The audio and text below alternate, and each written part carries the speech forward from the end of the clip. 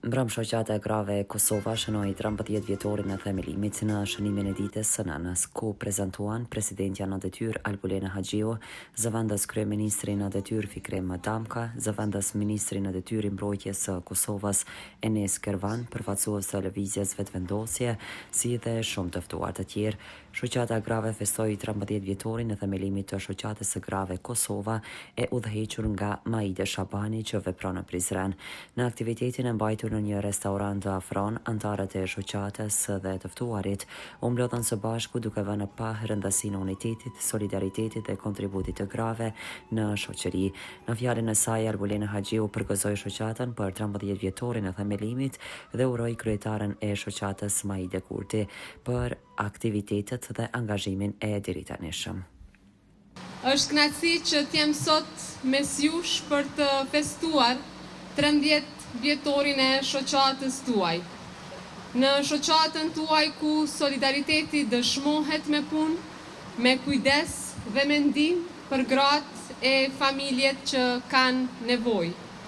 Kjo shoqatë ka bashkuar gra rreth një qëllimi të thjeshtë, por edhe shumë fisnik. T'i gjenden pranë njëra tjetrës, t'i gjenden pranë familjeve në nevojë dhe komunitetit. Për më shumë se një dekadë, shoqata e solidaritetit të grave të Kosovës ka treguar se kur gratë bashkohen, ato nuk ndihmojnë vetëm njëra tjetrën, por e mbajnë të lidhur krejt komunitetin. Në Prizren, ku gjuhët, kulturat dhe traditat takohen natyrshëm, veprimtaria juaj ka një kuptim të veçantë. Në traditën turke ka gra që e kanë kuptuar herët se fjala, dia dhe puna publike mund të ndryshojnë vendin. Në Prizren, gratë e komunitetit turk kanë qenë shpesh bartëse të arsimit, por edhe të kulturës. Ky komunitet ka nxjerrë dhe gra si mësuesja Shefkat Kaçanik, e cila e mbajti gjallë gjuhën, kulturën turke me përkushtim, por edhe me disiplinë të pashoq. Të njëjtin përkushtim e shoh edhe te puna juaj. Ju po ashtu kontriboni në ruajtjen e gjuhës, në ruajtjen e kulturës dhe traditës, duke ofruar hapësira për punë dhe duke ofruar ndihmë. Prandaj Republika e Kosovës është më e fortë se kur gratë e saj janë më të forta dhe më e pasur kur secili komunitet e ruan identitetin e vet, duke u bërë pjesë e jetës së përbashkët të Republikës së Kosovës. Për këto arsye, puna juaj është në shërbim të bashkëjetesës, qytetarisë dhe ndaj dinjitetit të njeriut dhe pasuron jetën e qytetarëve tanë.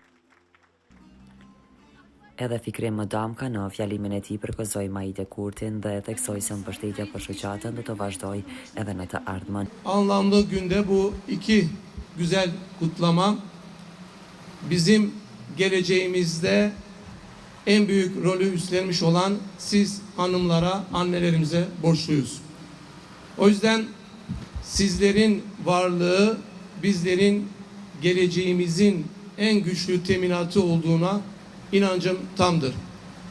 Eğer bir ailede bir anne gülüyor ise, bir kadın gülüyor ise o aile mutludur. O aile mutlu ise toplum mutludur.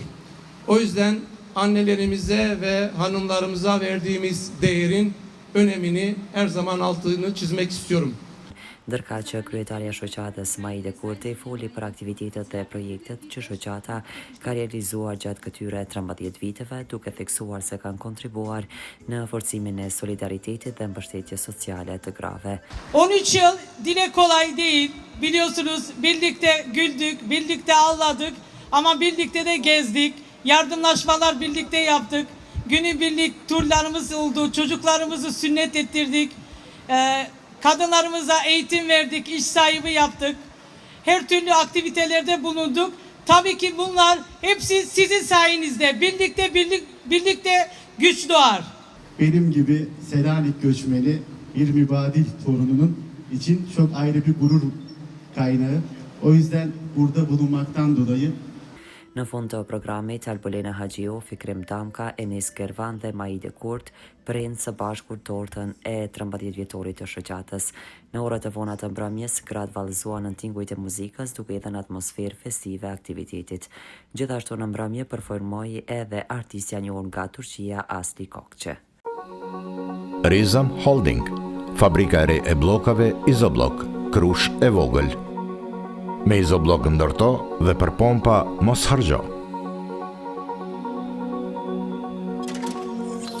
Ndërto me Izoblok të ri, 25-she.